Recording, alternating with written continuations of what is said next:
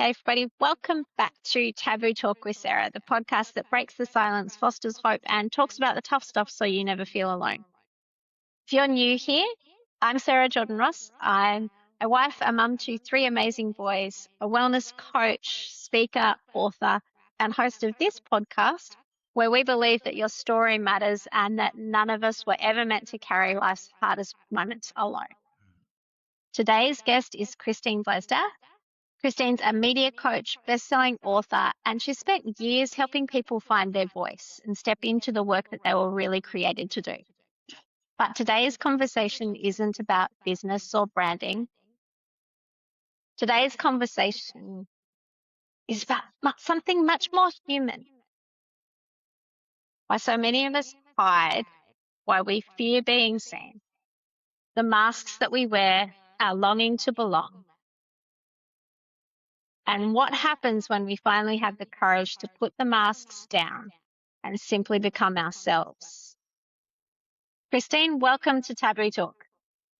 Sarah, thank you so much. I've been looking forward to this, and especially speaking directly to your audience about those damn masks that we put on and the fears that we have, and how we can really grow from exploring those fears. Yeah. So you said once that many talented people hold back their gifts because of their past experiences and that fear of being seen.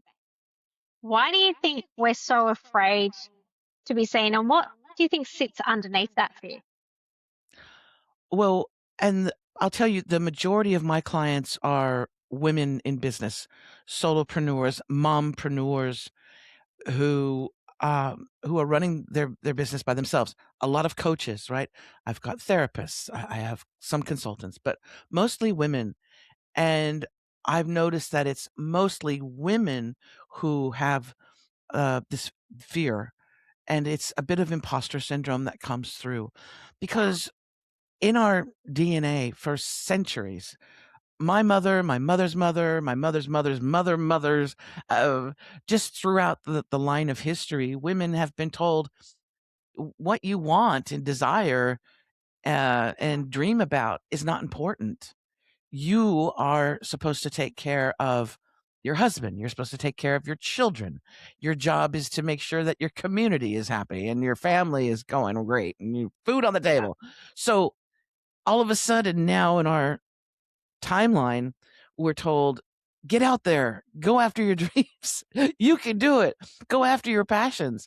And which I think is an amazing thing. And it should have been for many, many generations. It should have been that message.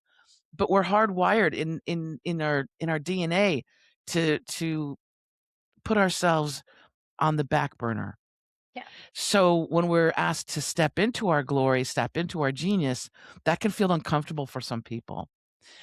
You add on top of that the classic signs of imposter syndrome, which are, what are people going to say about me? What are people going to think if I take the opportunity? If I speak at this event, if I go down stage and if I speak to these people, or if I go on video and I post it on social media, what are people going to say about me? They might make fun of me. Yeah. They might say something mean, and I can't handle that. Right? What's it going to cost me when I have spent so much time taking care of everybody else, making sure everyone else is okay? What if I suddenly start taking care of me and that changes things for other people? What's that reaction going to be? And then I that's think, because we're also natural caregivers, right? yeah, And we want to make sure everybody else is taken care of before we take care of ourselves.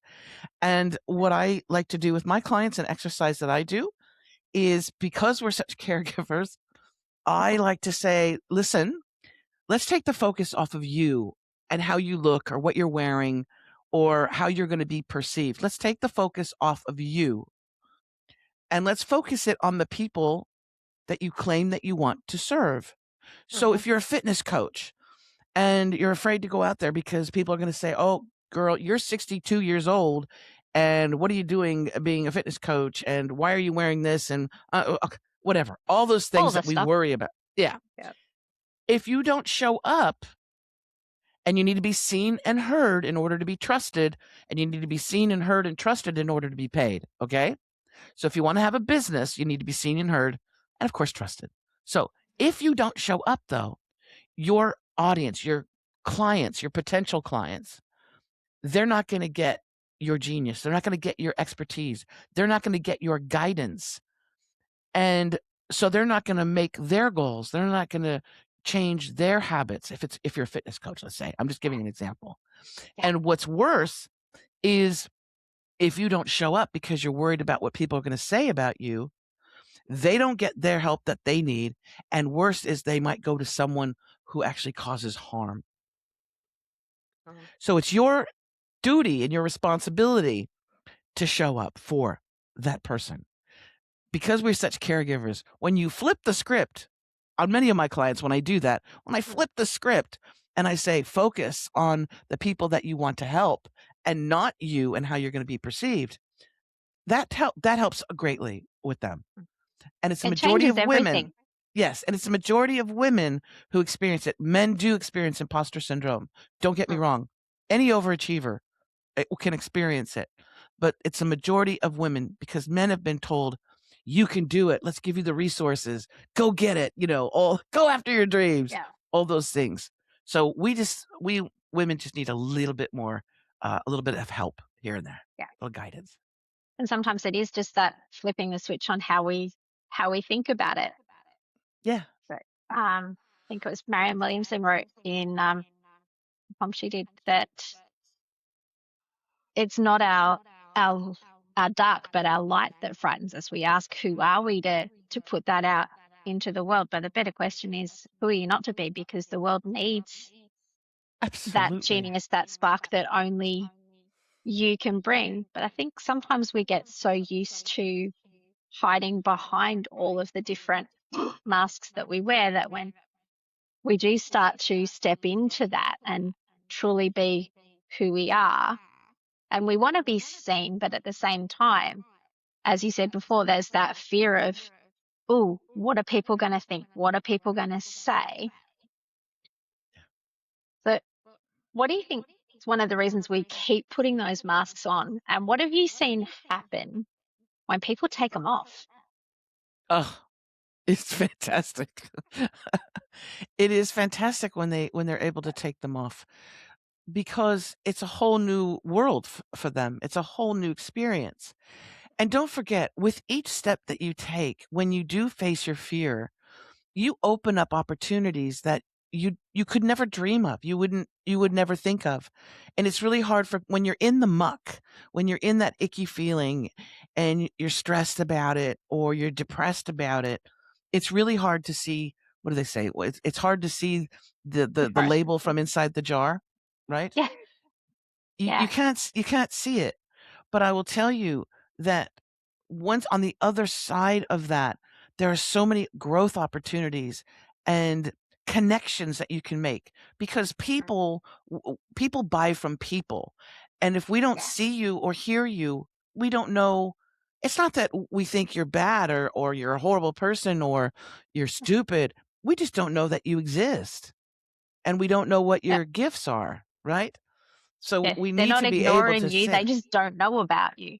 just don't know about you. Exactly. Yeah. So my job is to make you feel confident and comfortable enough to go out into the world and to speak your message and to showcase your gifts. And so that you can get to the point where you say, you know what? I may not be able to do everything for everybody, but what I do, I'm really good. I'm damn good at what I do, and I want to help people. That energy, that message is so powerful. And you'll connect with the right people once you cross that bridge. Yes. When you find those people who need to hear your message. I Yes. know a few years ago, if you had have told me that I'd be sitting where I am, I'd have gone, yeah, right. I was I was a remedial massage therapist for 25 years and loved what I did. But then circumstances in my life changed and I stepped away from that. But one of the things that had stuck with me was that so many people on my table were telling me similar stories of struggles that they were going through and that they Yeah. were feeling completely alone in it. And my thought was, well, you're obviously not because you're all telling me the same thing. Right. And then was, well, part of why they're feeling alone is because they don't hear other people's stories of similar struggles. And I wanted to do something about that. So I started a podcast where we talk about that stuff. Brilliant. And now I get to again say, my job's way too much fun to be called a job. Yeah. Yeah. When you look Yeah. forward to Monday mornings, you know you're doing the right thing. Yeah. Yeah. And when you just get to show up and do what you do and know that it helps others and makes a difference. And as you said before, it's about that focus on who you serve, who you're here to help, not so much on you. Absolutely. It changes the game. Yeah. It really does. It changes the game. And don't forget too, there's a bit of hard wiring with us, as humans in general, that we don't want to get kicked out of the cave. We don't want to That's it. stand out too much. And being from America and an immigrant here to Australia, which I'm a citizen now of Australia. Thank you very much. Well Um, done. Thank you. But when I first came here, there was this thing, the tall poppy syndrome, right? And It's huge in it's Australia. huge in Australia. And that means, for those that don't understand what the heck we're talking about, it's basically like, don't act too big for your britches, girl. Like, don't flash that you're the number one real estate agent in your area, or don't be too big, right? Yeah. Don't let your Because ego run away with itself. exactly. So Yeah. that was the environment where I came in, and here I am. I'm a coach that helps people stand out. And I was like, in the beginning, I was like, people were like, "What are you talking about? I don't want to stand out."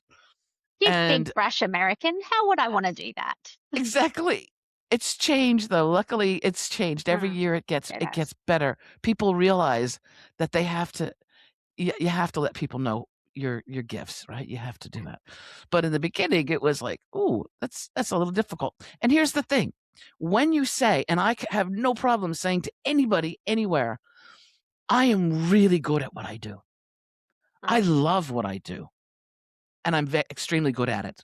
And I have reviews and testimonials and videos of clients, everybody saying what experience they had with me.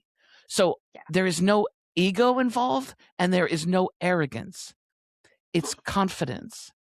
Mm, And that's what I love. I love helping develop that in my clients. And if I could work with younger people, if I could work with, the younger, the better, to have developed that self confidence. yeah. Our children need to grow up with that, because right now in our world, they're getting different messages, right? Yeah. So, but I'll take you. I'll take you whatever age you come to me. But you know, but it is a message that we do, and you could be a good role model by Mm, doing those things. I believe. yeah. And I think that's what we're called to do in so many ways is to Yeah. help instill that confidence and that knowing who you are and being safe and comfortable to express that. Because Yes. so often, and you touched on it, there's so much hiding, there's so much downplaying of those gifts, of the not wanting to stand out. Now, sometimes hiding isn't a weakness, it's protection. Self Our preservation. brains Yeah. are hardwired to keep us safe. But so how do you take it of gently getting somebody from that space where, oh no, I'm too scared to go out there, to actually having that confidence to Yeah. step out there because they know that they're actually safe to do that. Well, it all starts with a chat, with a simple conversation that I have with every single person that comes into my world. I need to sit down and talk to you to find out what you've been doing and what you want to do. That helps me guide you. Yeah. So having that it's a comfortable, it's just like a sitting down and having a cup of coffee with somebody, Yeah. right? Or a glass of wine, whatever you prefer.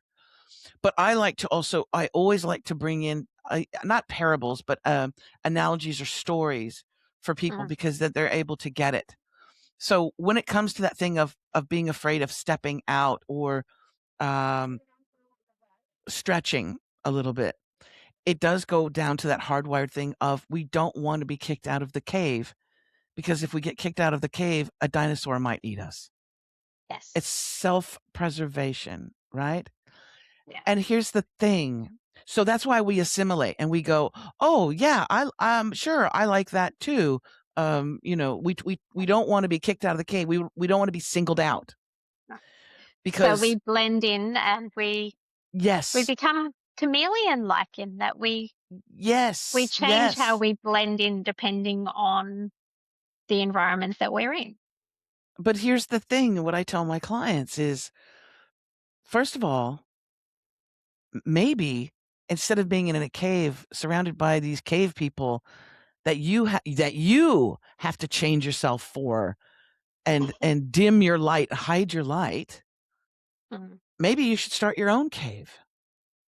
Or maybe there's other caves out there, but you didn't know because you were in your cave that you're in now. But maybe there's other caves with people that are different and that are like Yeah. you. And maybe you need to go find one of those. Yes. Find that room that you belong in. And I suppose for so Yeah. many of us, it's not even the standing out or we're searching for that belonging and for that space Yeah. where the other people around us give us permission to shine brighter rather than to dim that light. Very key. And Yeah. that is your immediate surroundings. That's your family. That's the structure, your parents, of course, but your community, you know, for a very long time for many people, those people that are in the cave that you're afraid of leaving, they're saying to you, don't go out there. It's scary out there. You're safe with us. You Mm. just need to tone it down a bit, right? You just need to do Yeah. what we want you to do. And if you do, we'll protect you. You're safe. That's that's like kidnapping. I mean, that's not a healthy way to be. It's a very narrow experience. Absolutely. But we if you don't know, if you've never thought that there might be other caves and other people out there, or better yet, that you can build your own cave, your own Mm. world, right? Yeah. Then if you don't know that's a possibility, then you never reach for it. And that's what happens with a lot of people, Yeah. especially a lot of women, very talented, gifted, amazing women. Yeah. Yeah. Because we're afraid if we reach out and go for that, whatever it is, that thing that we want, that we're going to fall flat on our face or yeah, it's scary stepping out of that cave. But I remember Be reading years yeah. ago, if you never cross the road, you'll never get hit by a bus. You also never find out what's on the other side. And sometimes Yes. finding out what's on the other side is worth the chance of dodging a bus or two. Well, and also if you have children, I know you do. We have 2 children. Yep. And we went through this thing with our daughter, who's 19 now, but when she was a little bit younger in her teens, she didn't wanna try different things because she said, "If I can't do it perfectly, I don't wanna try it because 'cause I'll look like a fool." Ah. And that broke my heart. Mm. I said, "How do you learn how are you gonna grow? You need to try things that you're not perfect at. You need to try them just for the heck of trying them, and you never know, you might actually really love it. It might become a new hobby, or it might be a new job opportunity, or introduce you to people that it's like when your kids do have that sense of a bit of adventure Mm. and we'll see what happens. It's like when they first take their first flight or their trip, their Yeah. vacation with their friends. You're nervous as a parent. You're like, "Oh my god, I hope nothing happens to them." But you're excited for them. You're like, "Yes, they're in Yeah. Europe." You know? They're experiencing something that they haven't before. But you would not do that with your kids. You would not say, "You cannot try new things unless you're perfect." No. But with And where ourselves, do we they do. get that idea? Yeah, Yeah. exactly. And Yeah. what just popped into my head when you said that was how many things would be missing from the world if everybody had that idea of, I'm not going to try anything because I might not be good at it. Do you know how many times it took, how many tries it took Edison to develop the light bulb? Or the Wright brothers with the The plane, Wright with the brothers to flights fly? to fly. Yeah. Yeah. So many things like, um, it took him 1,000 goes. So he knows Yeah. 999 ways to get it wrong. Exactly. Yeah. Exactly. But you don't, and the thing is too is that that's growth. Mm, The things when I work with my clients, I'm not some guru sitting on top of a mountaintop saying, I have all of the answers, but I do know the things that I've used that have helped me and that I use for my clients that help them get seen and heard and paid and all that good stuff. yeah. I know all those things, but it comes from trying all these things throughout my many years in my career, Mm, trying things and they didn't work out, or trying this and it faltered. Or so my thing is that I want to save you from making the mistakes. mm, It'll save you time, energy, frustration. So instead of going down by yourself and making these mistakes and being frustrated and then quitting or giving up, mm. allow me to help you avoid those landmines, right? Because they're out there. Yeah.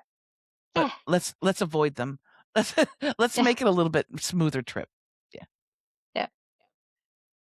Because I know for myself, with all of the client work I've done, is you tend to see similar patterns and similar roadblocks. So, have you Yeah. noticed any common stories between people of like the same, that they're carrying the same thing or they're confronting the same challenge, which is one of those roadblocks that you can help them avoid? So, are there Um, particular ones that you see over and over? well, there's the camp that have that a bit of that imposter syndrome that, you Yeah. know, don't feel that they're worthy, uh, or that they're skilled enough, those people. But actually what it is that a lot of folks that come to me, they're excited, they wanna start a business, they wanna be a coach or whatever it is, but, um, they get frustrated because they're not instantly successful, right? I put up a website and I'm doing my social media and I'm not getting clients or I'm not a millionaire. Okay. Yeah. Uh, but also what it is that they do not see it from the outside. Again, we can't see the outside of the label from inside the jar. Yeah. So they're like, I'm doing all the right things. But yet when I go and I look at their social media, or if I go to their website, I still don't understand what it is that they do. They're not clear. So that Mm, lack of clarity is confusing to the marketplace. It's confusing to people, right? So you need to be really clear. Hi, I'm so and so. I help people, blah, blah, blah, blah, yeah. right? My 30 perfect seconds in an client. elevator. Yeah. My perfect client are people who boo, boo, boo, boo, right? We need to be so clear because we're bombarded with information. We're overstimulated as human beings. Mm, If it's something that's complicated and I got to read a novel in order to try and grasp who you are, I'm out. I yeah. don't have time for that. I don't have time for that. So we need to be super, super clear. And that's probably the biggest thing that I see right away. Yeah. Clear communication seems to be a dying art in a lot of ways. Yes. Yes. And And it's you're right, part so of it's valuable. that, yeah. And we are bombarded by so much information that if you can't make it easy for people, your message is going to get lost in the noise. Yes. Yeah. And like for those of us who have have young kids or who have kids with extra needs or who are caring for elderly parents, who are juggling all the balls. They've got 99 balls in the air. Yeah. Don't go throwing 100 at me because I just might drop them all. If it's too hard, it's too complicated, it takes too long, I'm not going to do it because I just don't have the bandwidth for that. Exactly. There's power in simplicity Yes. and clarity and authenticity. Again, you don't need to be somebody else that you're not. You need to be. We are craving as a society authentic people, people that we can trust. So Authentic if you people can, and real connection with them. yes, and if you can communicate that your authenticity and that you're trustworthy, if you can communicate that, you're way ahead of the game. Yeah. Yeah. And that's a big thing at the moment because there is so much inauthentic behavior, inauthentic things happening Oh out yeah. there. So that when you Oh are yeah. just who you are, it comes across and people appreciate that. Yes. Yeah. Again, it's a great commodity, Mm. trustworthiness and Yes. authenticity. Because you turn on your TV or you turn on your phone, you go on your phone, social media. We know now when people are lying to us. We know it. Yes. We see it. We can smell it. Yeah. Right? And in this ever-changing world of AI, etc., we can tell when it's a real message or when, as my children call it, it's AI slop. Slop. Yes. Slop. It's like, yeah, I know. I saw something the other day. It's like, I'm pretty sure while it looks like a certain actor, I won't say who it was, while it looks like a certain actor and it sounds like that certain actor, I'm 100% certain it is not him because he would not be doing that. Right. And it's just like, Well, yeah, I don't think that's the kind of story he would be and that's acting in, or the acting in it would be way better. and that's the confusing part. This is the first Mm, time in human history where we can be shown a video or a film, we can be shown mm, something and our eyes can deceive us because it mm. looks so real. Yeah. And you know, there's great creative possibilities with that, and then there's also things nefarious Mm, things that can happen with that, right? yeah. It's like a knife. You can use the knife to build to cut vines and build a hut or build a house or whatever. Yeah. That knife can be used for a lot of amazing things, but Yes. it can also be used to harm people. So Yes. We we need have to to use use the AI technology wisely. Yeah. Yes. We need to use the tools at our disposal for good, not to do Yes. harm. And I know I've had with my kids the rule when it comes to social media or anything that they put out into the world or anything that they're taking in. Check your facts, make sure that Yeah. it is true. If you're going to say something, is it true? Is it kind? Is it helpful? If it's not, then maybe don't say it. Yeah. And yeah, don't on on social media, etc. Don't put something out there that you wouldn't say to that person's face. And then my favorite, if you don't want your grandmother to read it, don't put it there. Here's another one you can add to that. Yeah. If if if you ever want to go for a really amazing job opportunity, don't post something on social media that is not going to get you hired Yeah. because they'll find it.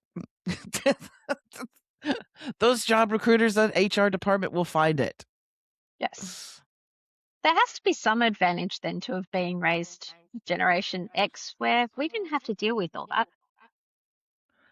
It was a very different, yeah. I feel Yeah. like my grandmother sometimes. When I was a little kid, we didn't have to. Yeah, no. Glad I'm not the only one I that got happens to. to. We got to use our imagination. Mm, We got we got to be very creative, and our children are creative now with different tools. I will say mm, they have the ability to have different tools. But I did Yeah, and I grew up quite, poor. We didn't have a Mm. lot of money at all, and so I had to be creative. I had to use my imagination and play with others. The thing that I've noticed with our kids that made me sad is that, that sense of isolation Mm. and which grows depression and anxiety. When you have kids that are just locked in they're just in their room all day on a screen, and Yeah. they're not going out into the world. They're not getting it's not even about just the fresh air, which is beneficial, sunshine and fresh air, but that social interaction, Mm. that we as humans so we can see mannerisms and cues, social cues and things like that and experience the world. That's the thing that's kinda saddened me, a bit about our Yeah. kids. Yeah. Because as humans, we crave that connection to others that are like us and that sense of belonging. And belonging and fitting in are not the same thing, but we all want that space where we truly belong Yes. Yeah. and where we're free to use our voice and to be confident in who we are and what we give to the world. So, question for you, Mhm. because you've watched people step into their voice and embrace that confidence and that authenticity in sharing their message. What changes first? Do you think it's that embracing that confidence or more an identity shift is that they get more comfortable with who they are and sharing that with the world? I think the shift really happens in the doing, right? Yeah. So I have a client, a gentleman here in Australia whose business is very niche. It's very, very specific type of business. And I was like, his name was Stuart. I said, Stuart, you need to be seen and heard in order for people to know you exist, right? And so that means you do need to start doing some video. And especially since your business it's the website is a little bit complicated, right? It needs a little bit of direction, a tour guide, so to speak. And he was like, "Oh, I've never because I'm not a video guy, I'm not comfortable in front of a camera." And I said, I think you're gonna be okay." And I said, "Here's the thing. You like to tell a good yarn. You like to tell a good story, don't you?"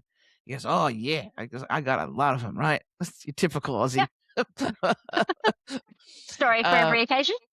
yes, sorry for every occasion. And so I said, well, because he had specific books, he had like collector's editions of books and things. And I said, for your social media, why don't you just talk about a particular book that you have that's a collector's edition and why you love it? And he lit up like a Christmas tree. He's like, oh, I could talk about, this book. I forget what he said. Or maybe it was Moby Dick or something. I don't know. He Yeah. talked about this particular book and his eyes lit up. And I said, there. Now, what I did because on his own he wouldn't feel so confident. So what I did in our coaching session was I said, "I'm going to hit record. You're going to tell I'm going to ask you a question about Moby Dick, whatever the book was. I'm going to ask you a question and you're going to answer by looking in the camera. I'm not going to be on the screen cuz I'll be the Yeah. director behind the scenes, okay?" And I said, "I just want you to talk about it and don't stop. Just keep talking about it and tell me why this is a cool book and why this particular collector's edition is a good book." So when I allowed him to do that, he got into the flow of it. He got into the story and the excitement of it. And I stopped that recording. I actually edited it for him, but I showed him how to do it. And then I showed it back to him and I said, "Do you see this?" And he was impressed with himself, He was like, "Wow, I can do this." Mm. Now he does it on the regular. Now he's so comfortable. He's got music underneath him. He's got captions. He's loving it, and he is understanding that you can say a lot and you can make a big impact with video Mm. because people can hear you and they can see you and they're drawn in.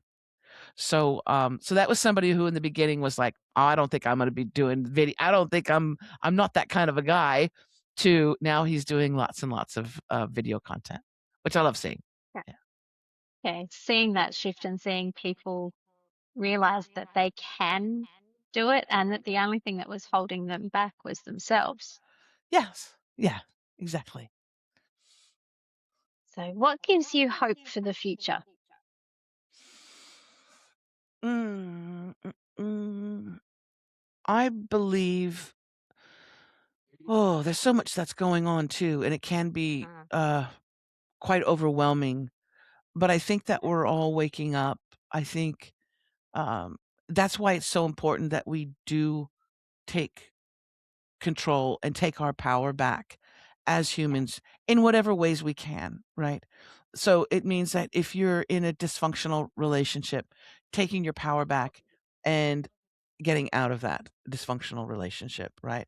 Um, taking your power back and showing your children what it is to go after your dreams, to go after your passion, so that they can see that and they can emulate that.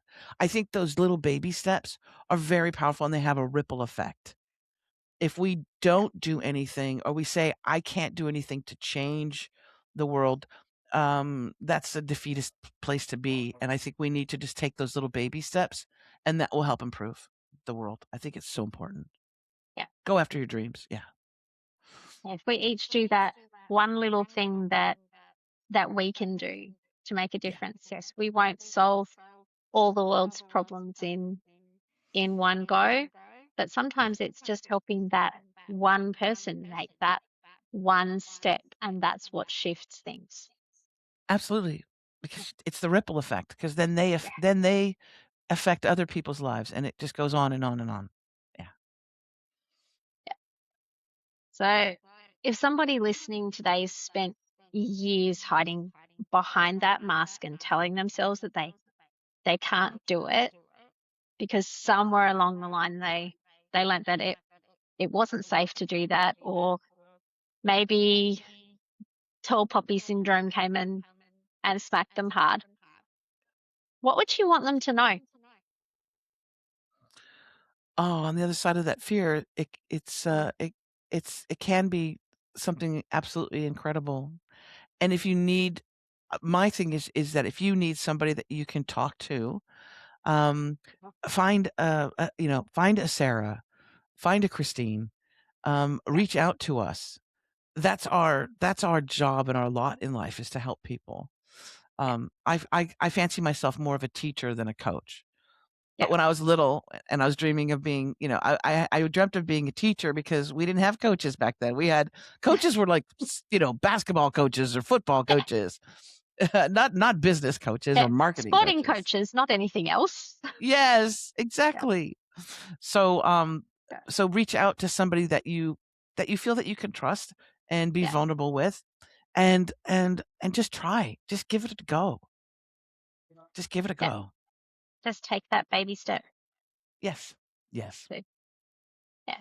Now, if people would like to connect with you more, as you just said, we want people to find those people that they can Yeah. connect with. So, where's the best place for them to connect with you and learn about your work? The easiest way they can get in touch with me is going to expertauthoritycoach.com.